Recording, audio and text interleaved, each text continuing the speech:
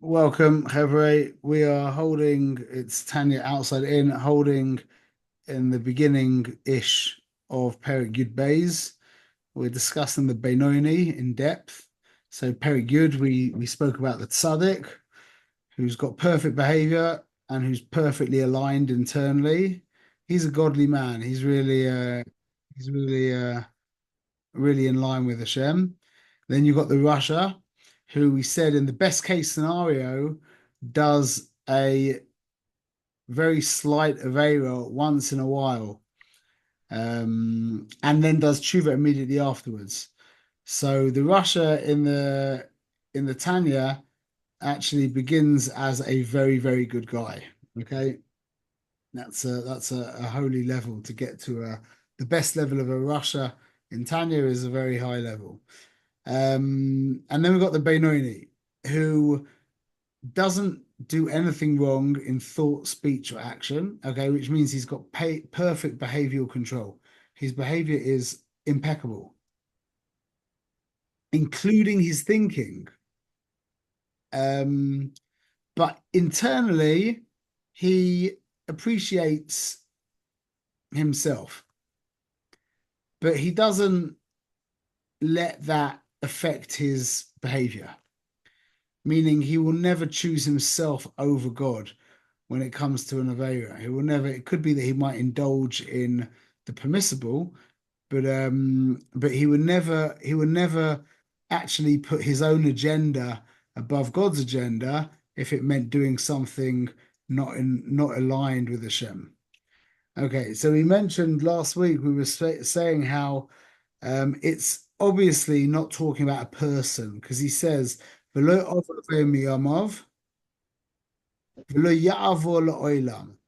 It's obviously Shalom Laser.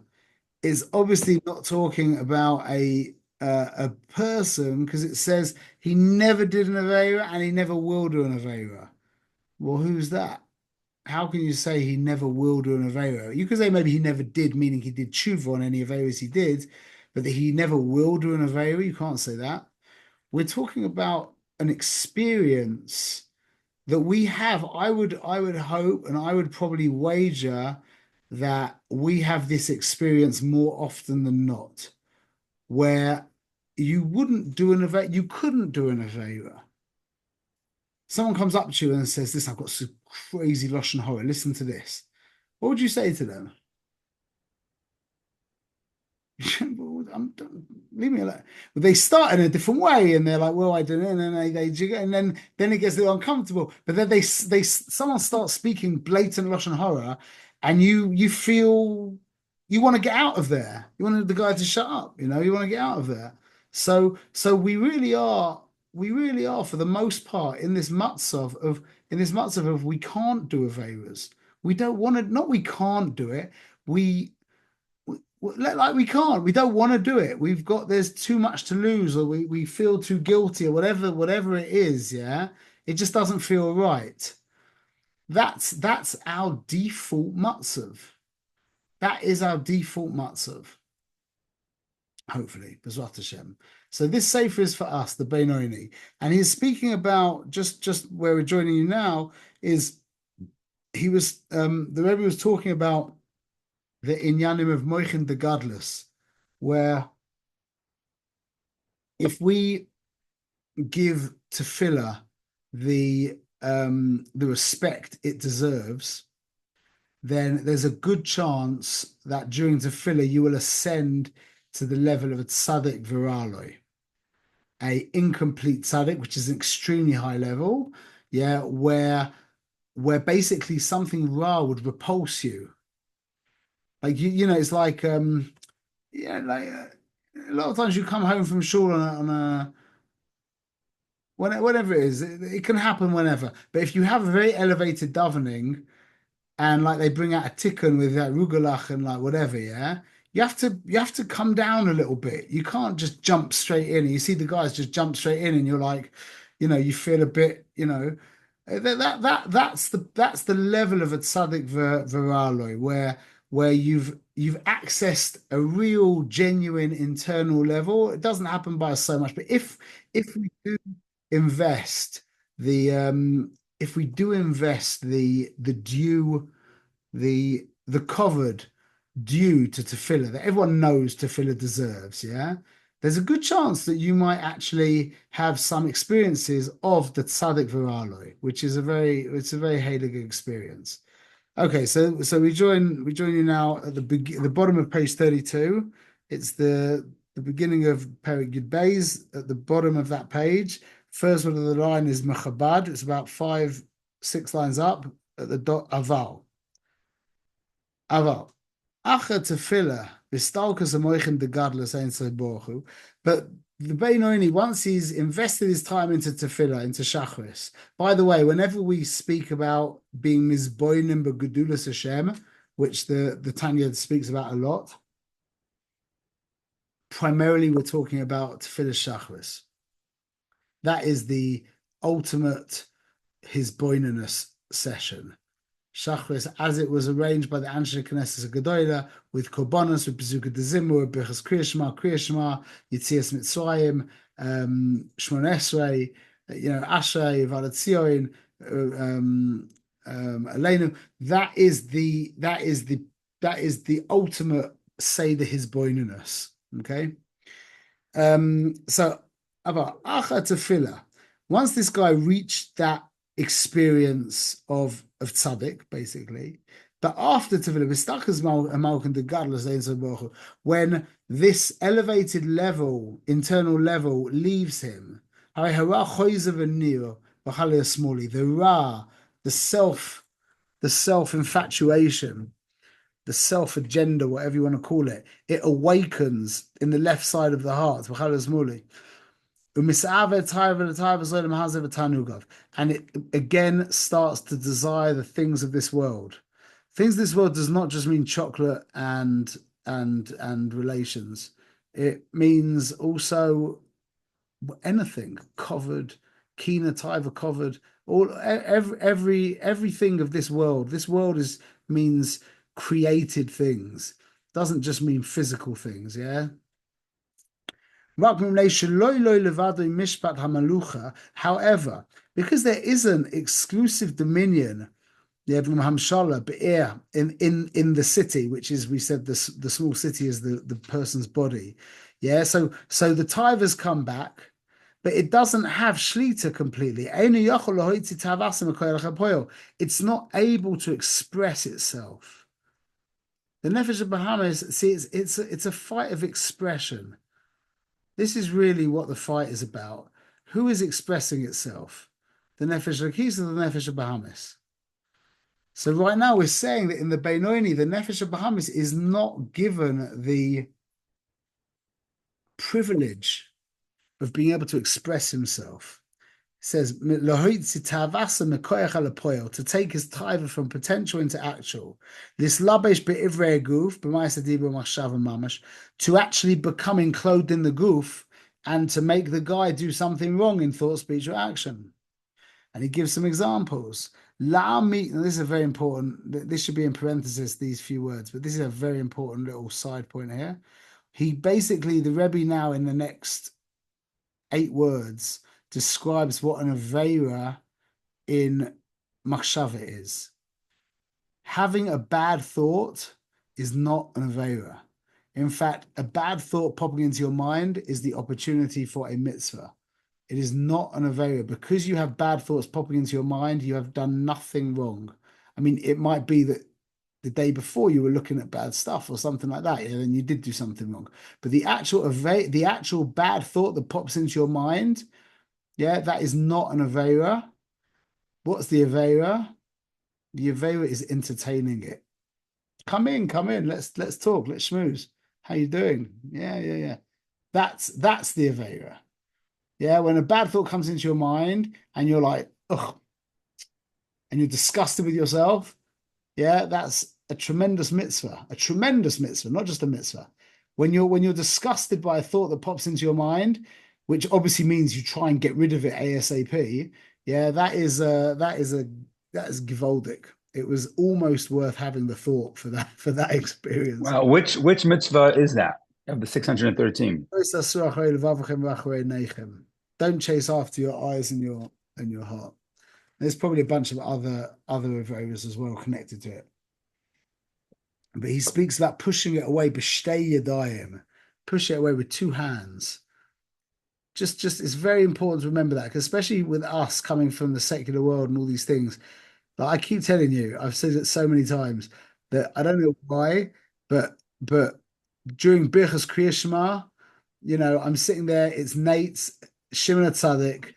I mean, like one of the holiest places in the world. It's the holiest time in the world with a bunch of holy Jews. And all of a sudden, I get pictures in my mind from things that I saw when I was 12, 13 years old. I'm just like, that is ridiculous. During Kriya Shema, that's the tikkun mamash of that thought. It could be that guy, yeah, and whatever I saw when I was 15 years old, what happened back in the 70s or something, yeah? That whole thing happened so that I could get that thought in Shimon HaTzadik, B'Shas Nates, that I would go, ugh, and push it away. Those disgusting people could have received a complete tikkun because of that avoider of mine. You know what I'm saying? And you have to keep that in mind. But it's not stum things like he says in the Nefesh HaChaim, yeah? Everyone remembers what he said at the beginning of Nefesh HaChaim about Titus of Russia. He says that a Jew who entertains one bad thought does more damage than Titus of Russia, who took a zoina, I can't even say these words. He took a zoina into the Kodesh Kedoshim and had znus on a Sefer Torah in the Kodesh Kedoshim. Can you think of anything? There's nothing beyond that. Nothing. And that doesn't do as much damage as when we entertain a bad thought. But not when we have a bad thought. When we have a bad thought, we push it away. It's like we built the binyan. It's like binyan beis hamikdash. Mama's like binyan beis hamikdash. Just don't. What's the word? Don't let your guard down. Just keep aware, keep conscious, because a lot of times the thought creeps in. The way it works generally is a bad thought creeps into someone's mind. Let's not talk about a snoo sticker thought, like a negative. A negative, I'm worthless kind of thought, yeah, that people have all the time. What happens is it creeps in and you forget, you don't notice that it's a thought that popped into your mind. You actually think it's you. And before you know it, you're just on this downward spiral, wallowing in how pathetic you are, yeah? When it was just a thought. I saw in a book this week, a nice idea, like, when you're sitting there let's say you're sitting there somewhere in a busy street, yeah? And you're just sitting there in a cafe and you're looking out the window and you're seeing cars go past and people walking and the trees and loads of things coming past and going to and fro. Like, why do you have to get stuck on one thing? You don't. This goes that way, this goes that way, this goes that way, this goes that way. Yeah. Why can't you do that with your thoughts? This comes in, that goes past, this goes past, that goes past. Why is it so different when you're sitting watching, people coming to and fro and they just walk past and they go past and they go past and they go past? Why is it with thoughts, the same idea, it comes past, but then you grab it and then all of a sudden you fall into its hole and it's got you. And then you're like, and you realize, and then it happens again and again. It can be the same way. It pops in. Okay, just keep going, keep going, keep going. Okay, keep going, keep going. Okay. Is it a keep going, or is it like you were saying, "Ugh, I have a bad thought"? But it sounds to me like when we have this bad thought, it's cause for some sort of celebration, because now we have an opportunity for this great mitzvah. So if we have a bad thought, it's like, yes. I mean, obviously we don't want it, but if that shows up, now it's an opportunity. So it's not something negative anymore. Am I reading that right? Absolutely. But I mean, the thought itself is negative. Yeah. It's loose or it's anger or whatever it is. But you can, you don't need to get dragged into it. Forget it. Number one, you can push it away. You can distract yourself, like we've spoken about so many times. But there's another. I was just giving another avoider. Is that just like people come to and fro in the street, so through thoughts just come to and fro in the mind, and just let them go through and let them go through. You don't have to. You don't have to jump onto them. Just one moment.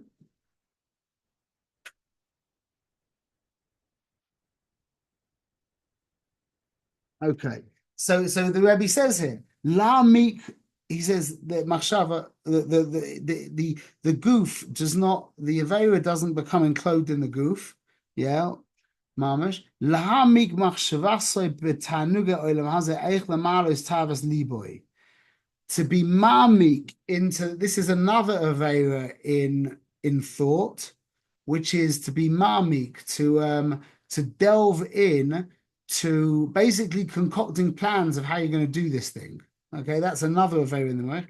Why? Ki moech shoyle alalev. Because the moech is shoyle alalev,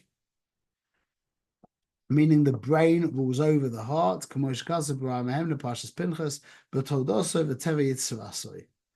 You are created that your mind rules over your brain. And as we've said countless times, but I don't think we can ever say it enough, is whatever you're about to do, it has a price. But I was just to give you a personal example, what just happened just now is I was in the bathroom and my book I have my book in my bathroom, and it had been like someone obviously didn't, I don't know what happened, but it got water at the side. It got wet. So, and that drives me mad, yeah. And I'm in the bathroom and I'm like, it's an epic battle now. Do I come out and say to my wife, did you get my book wet? Or do I just shut up? It's not going to make it dry again, you know? And I said to her, did you make my book wet? And that was me not hamoich shola alalev, because I knew there was nothing to gain by saying it, and I shouldn't have said it. And I said it. Was it her? What? Was it her? No, I'll never know. She said though. I don't know. Assuming not. But I should have just not done that. But if somebody had just before I stepped out of the bathroom just said, here's 200 shekels to shut your mouth, yeah, I wouldn't have said it. We've got a price. There's always a price. That means that moich shola alalev. Literally, it's a psychopath. A psychopath is not moich shola alalev. The price might be high, yeah, but as long as there is a price, that means your moich is shola alalev and you've got behavioral control. Very important to keep that in mind. That's really, really important to keep in mind. And I'll tell you, let's keep that. Okay.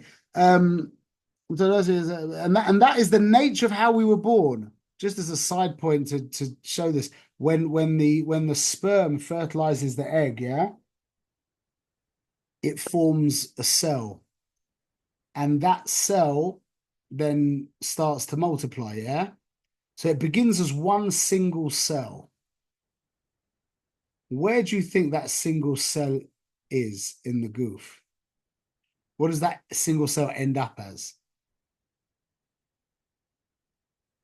That's a cool question, though. Yeah, the toichias of the moyach. Yeah, then it divides into 2, into 4, into 8, into 16. Once it hits like a critical mass, what's the next organ that begins to form? Heart. The heart. Is that true? What you just said is Alpi science or Alpi Tanya? No, Alpi science, from what I know. The formation of the beginning of everything is the very beginnings of the brain, yeah, and then the very next thing that begins is the very beginnings of the heart, and then from then on it's however it gets very complex, but that shows you that the actual formation goes from brain to heart, and it's very important to recognize that. I mean, according to Chabad, that is the order, that the brain is primary and the heart is directed by the brain. And I know there's other svaras that say opposite to that. I don't understand them, to be honest. I don't understand. To me, this makes perfect sense. Okay, shekach noitze ha'adam b'todaso. This is how a mensch got formed. Shekol adam yachol b'tzoinoi shebemoyach. Every man is able, using his rotzon that is in his moyach, lisapek v'limsho baruch tavase shebeliboy, to wrestle with and to defeat the ruach of taiva that is in his heart. Shlo lemalas mishalas liboy b'maisa dibo or machshava, that he will not fulfill the request of his heart, whether it's in thought, when it's in action, thought or speech, action, speech or thought. And to be masiach das legamre, from the taiva of his heart to the exact opposite. Can we have a translation, please, for masiach das? Distract yourself. Sorry? Distract yourself. No. I mean, might be, but not the really helpful definition. The really helpful definition is to be masiach das. Here, Rav Miller defines as divert his attention away. What have we been learning? This is so important. What is das? Identity. Integration. Disidentify. Disidentify. That's the key. That's the key to shlita over machshavas, is the disidentification with the machshavas. It's not you. It's just a machshava. No matter how gurua that machshava is, it's just a machshava. It's not you. That is like one of the most important things I've ever learned. So to be mesiach das, you could say you could say distract or whatever, fine. But the really helpful definition of that is to disidentify, extract yourself from the machshava. Don't think that that's you. It's just a machshava. It's like a car in the street. It's just a machshava. And I noticed from experience, and from I've been involved in this for many years now, is that if you really just try and stay as conscious as possible, and like I did for years, in the Reclaiming Sanity book, yeah, he talks about like standing over the mouse hole. You know what I'm talking about? Like waiting for the mouse like a cat waiting for the mouse to pop out. I've done it for hours and hours, just sitting there waiting for the thought to pop out. And it always gets out, and it always takes a second for you to recognize that it's a thought. But the more and more you do that, the more and more you're able to disidentify from your thoughts. And that just empowers you tremendously. Because like we said, it's not, when you get that taiva, let us just make it very powerful. You've got a taiva to eat a chocolate, a bar of chocolate that you don't need. Yeah, there's no toilet to bichlal. In fact, and you're going to regret it as well, because it's going to make you feel icky in the night, and you're going to wake up with or whatever. Yeah. So you get this taiva to get the chocolate bar just before Ma'ariv, and you walk out tonight, and there's a shop, there's a markolet next to the shul, but you haven't got time to buy the chocolate and then go to Ma'ariv. So you have to go to Ma'ariv first. Yeah. Everyone's been in this situation. Yeah. So now you're standing there in front of God himself. Yeah. And you're just thinking chocolate, yeah? And you're like, wait, why don't I just ask Hashem to take the tithe out of my heart? And you can't. In fact, it's the exact same nisayon to daven to the Bono Shalom to take the tithe out of your heart than it is to not go to the shop and buy the chocolate. It's the same nisayon.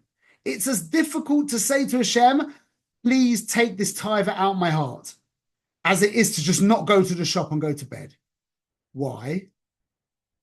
Because you're the tither.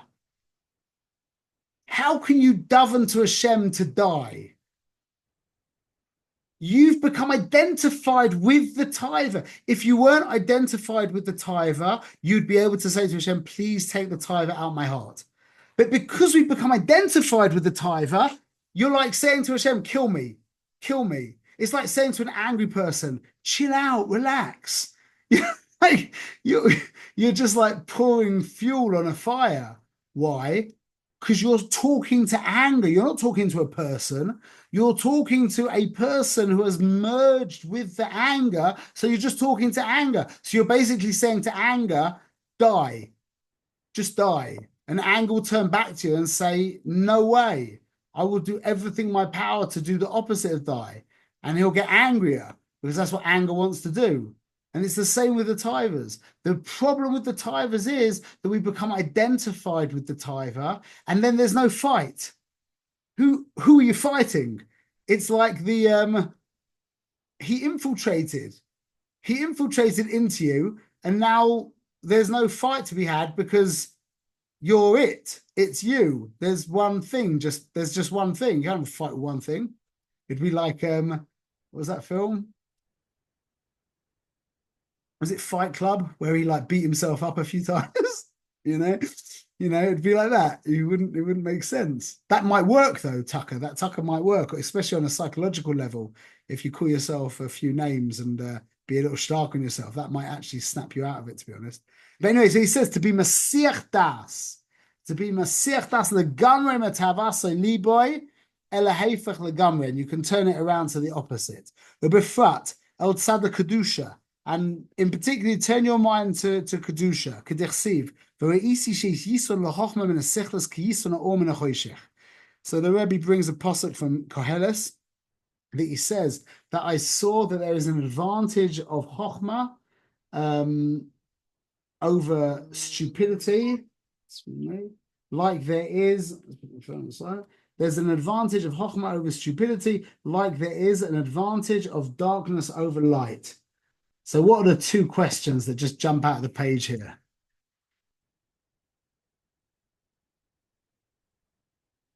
Number one, you need to tell me that there's an advantage of Chochmah over stupidity. That's number one, yeah? And number two, you need to give me a moshel to explain it. So what he's really doing is drawing out two very important points. Two very, very important points. Okay, Perish. It's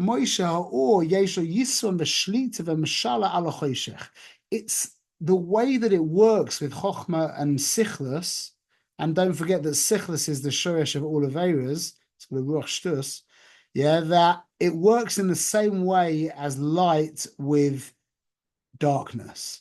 Number one, Shema'at or Gashmi doiche habe min hachoshech. That a little bit of light pushes away a lot of darkness. Just a little bit of chokhmah can get rid of a huge amount of sichlis. Number two, shenitcha mimenim ma'ela v'ma'ela, and it pushes it away automatically. Kach nitcha mimela sichlis ha'be shoa klipa v'sitru achash v'chali yasmuli. So too, a huge amount of sichlis, of stupidity, is pushed away, of the klipa and sitra achra, is pushed away by a little bit of awe. Kamam razal el imkein nichnas by ruach shtus. We'll speak about that in a bit. מפני החוכמה שבנפש הלקיש שבמוח אשר סוינו למשול לבדוי באר לסלאבייש בשלוש לבוש הנאו. We'll go kuloi. Okay, just before we get to that, so this is really important. There's a big difference between when you turn a light on and when you turn on the mazgan, the air conditioner. So when you turn a light on, the darkness is immediately expelled. When you turn on the mazgan, it has to push the hot air out of the room.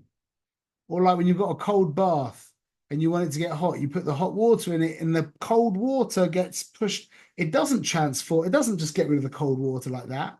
Or it doesn't get rid of the cold air or the hot air just like that. But that's not the same with light. The minute you can connect a little bit to the chokhmah in your soul, meaning to who you really are, to the reality, to reality, yeah, it will instantaneously push away a huge amount of selfishness. Instantaneously.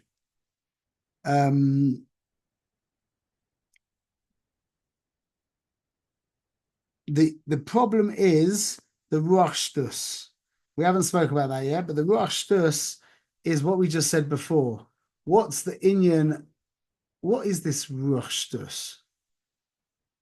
Everyone's heard of this thing before, yeah? This spirit of insanity, a Ruach Shtus. You realize it's the same oisius as Shita. A very important point, because it's exactly what we just said before. The inyan of the Ruach Shtus, the inyan of Shita, is the inyan of identification. The reason why we can't break out of our Shitas is because these are ideas or ideologies that we've identified with, that we've merged with. That's what a Shita is. It's an identity. So the Ruach Shtus, this is what makes the Aveira so impossible to escape from, is because you've become the Taiva. That's what it means, Ruach Shtus. You've identified with the Taiva. Now there's not you and the Taiva. There's just the Taiva. So there's no battle to be had. It's a seal. What's it? How do you say it? It's signed and sealed. Is that how you say it? Is that the whatever? There's a better idiom I think for it, but it's done. It's done because you're it. So what do? So that's the inyan of the Ruach Shtus, Loshen Shita, Loshen Soten, Loshen Shoite. Yeah, everything negative. Everything negative. So that's the story of the Benoni, is he doesn't allow himself to become identified with the Ra. Masha Ein Kain, with the Rasha, that's the difference in the Rasha and the Benoni. It's an identity thing. The Rasha is not, so the Rasha, to varying degrees, has become identified with the Ra, and then there's nothing doing. So he will fail every now and again. And he's still a Rasha, even though he didn't do anything wrong, like we said. Like the Nebuch, ugly little guy who smells, who would give anything to cheat on his wife. But it's not going to happen. Yeah? He's a Rasha. Why? Because he could cheat on her. The Benoni couldn't cheat on his wife. He could look at another woman and appreciate what it would mean to cheat on his wife, but he couldn't actually cheat on her. He couldn't. But for different reasons than the tzaddik. The tzaddik couldn't cheat on his wife because of his wife. The Benoni couldn't cheat on his wife because there's too much to lose. But that's a big madrega. That's also a big madrega. It's a big madrega. At the end of the day, with all of our fancy talking about Lishma and all of this stuff, at the end of the day, you have to do whatever you can to not do the Aveira. Gan Eden, Gehenna, whatever it takes. Yeah, whatever it takes. You're not allowed to do the Aveira. Definitely not. Yeah, why can't he do the Aveira? Because of the Chochmah Sheba that's in the Sheba Moach, it's kind of in the Moach, that it's Ratzon Limshol Levada Be'er, that basically the desire of the Nefesh Lakis is to have exclusive dominion over the body, Lislabesh B'shloish Levusha, and to become enclosed in its 3 levushim, the levushim of the body, yeah, b'chol guf kuloi, and to take complete dominion over the guf canal. Shemach Shava Diba Ma'aser Tag Mitzvahs the Torah canal, which means what? That's the 306. That's the 613 mitzvahs of the Torah. That's what the thought, speech, and action of the Benoni are involved in.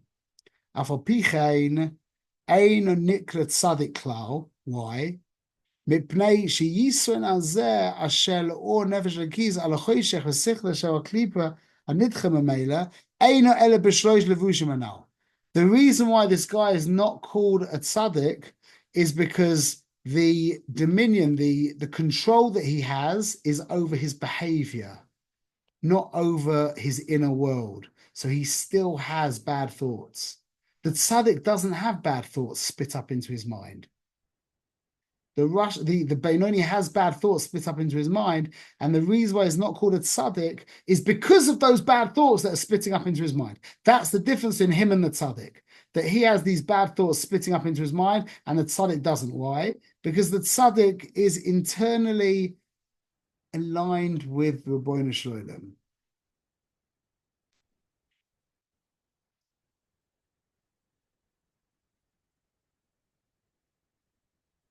Is it the tzaddik? Is it completely aligned with the Kadosh Baruch Hu? And is it also because he's not identified with these? Because I thought I heard two things, that the Benoni is sort of identified, and the tzaddik isn't identified. No. The Benoni isn't identified. The Rasha is identified, and the tzaddik is completely the not. Benoni is identified sometimes, but he's able to extract himself. He's able to disidentify. And the Rasha also probably most of the time can disidentify. Just every now and again, he can't disidentify, and that causes him to do an Aveira. A Jew, okay. This is the point, a Jew can't do an Aveira. Only an Aveira can do an Aveira. It's only when the Jew becomes the Aveira that he can do an Aveira. Otherwise, he can't do the Aveira. That's what we just said, that a little bit of light pushes off a huge amount of darkness. But when there's no light, well, then we can do an Aveira. So becoming an Aveira means being identified with it. Yeah. And the Benoni does that, but he can snap out of it.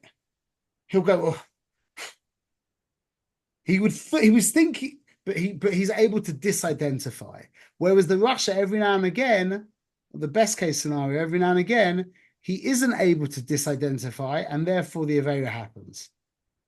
What's the light that pushes out? What is the practical? What is that exactly? We'll see that in the next chapter. That is the Or. That is the Or Hashem. It's a light that shines from Hashem, and it lights up the Nefesh Elokis. We'll talk with that's mystical language, but we'll understand it more practical in probably another week or two.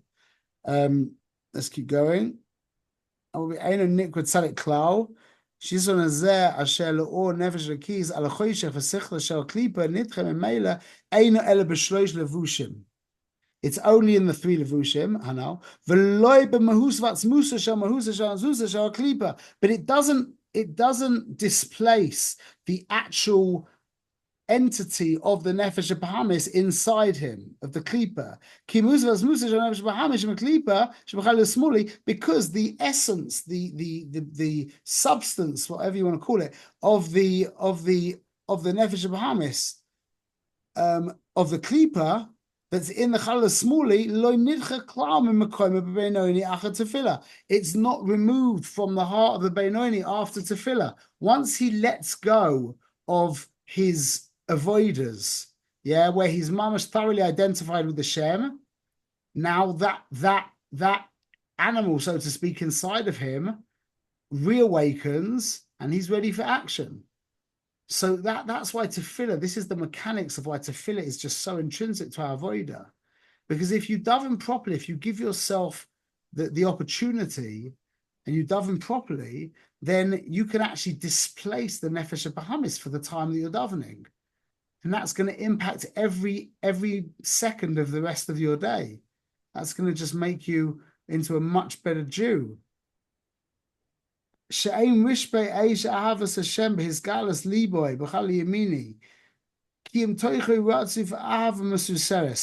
this aroused love, this fiery love that the Yid was zocher to experience a little bit while he was davening, it dies down and it's replaced by what's called a ratzuf ahava mesuseres. It's the inherited love. We'll say shi'ava hatavius. It is the natural love shebenefesh elokis k'mosh gaz b'kaman.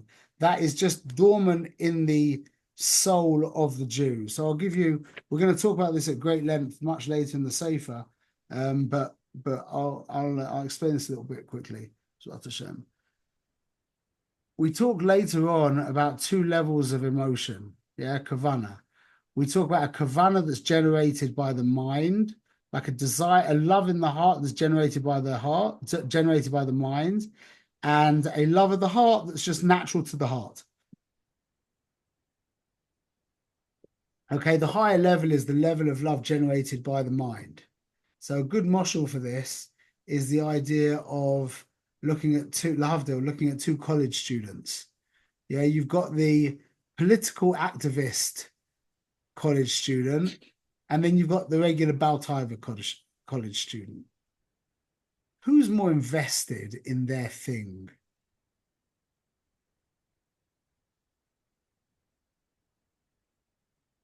Who puts more energy into pursuing their shtick? The political activist or the religious the religious what's it called extremist, Baltaiva. or the Baltaiva ones that someone's just not.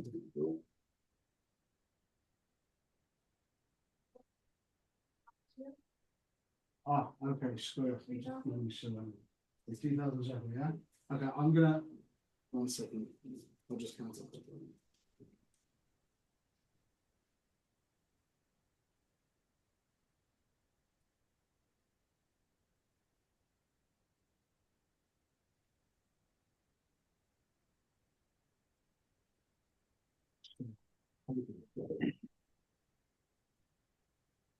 Sorry about that. How would you know? How would you know who's giving more? Who's putting more effort? No. The idea of who would put themselves out for the, like, Jim Morrison, yeah, Yimach Shmoy. He was like, to me, in my mind, he was like the epitome of the guy who was moist and nefesh for tivers. He literally took himself to the end of his life every night, yeah, and then one night he went a little too far and he died. But he took his tivers so seriously that he was moist and nefesh for his tivers, yeah. Most people aren't like that. Most people are into their tivers, no good, but they're not moist and nefesh for their tivers, yeah.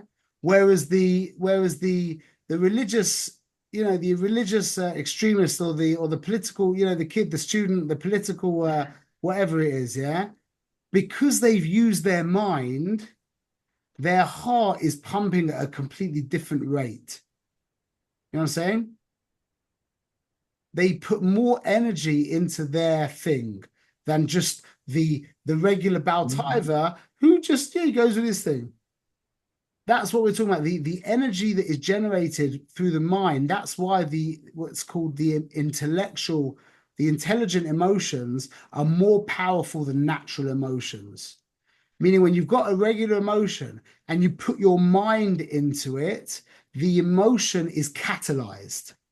Whereas just as the emotion is by itself, as it is latent in the heart, it's not as vibrant, it's not as energized, it's not as dangerous. You with me? So that's the idea of intelligent emotions. That's the idea of using the mind to generate emotions and to catalyze the emotions. So once that's what we're experiencing during davening, B'ezrat Hashem, is that the heart awakens because the mind is being mashpia into it, and we're going through all these amazing ideas. We're reading Tehillim and we're reading Nach and we're reading the brachas of Kriya Shema and Shema itself, and we're thinking about these ideas. They're doing something to us if you give them the time, as opposed to yeah. But if you actually give the time and actually allow the words to jiggle around and to percolate and to give birth, yeah, you can't help but be aroused. Just like Havdil, listening to beautiful poetry arouses the soul. And this is David HaMelech, this is Divrei Yomim, this is the most heilige words that exist in the world, and they're beautiful and they're poetic and they're full of ava and they're full of yira, they're just full of emes and kedusha, and if you allow them to, if you give them a little bit of covered, then they actually catalyze the natural emotions that our godly soul has. But that means once we finish davening, we go back down and we're just on that level of natural. We're just on that level of natural emotion. She was here. Square. Chazak v'yamatz.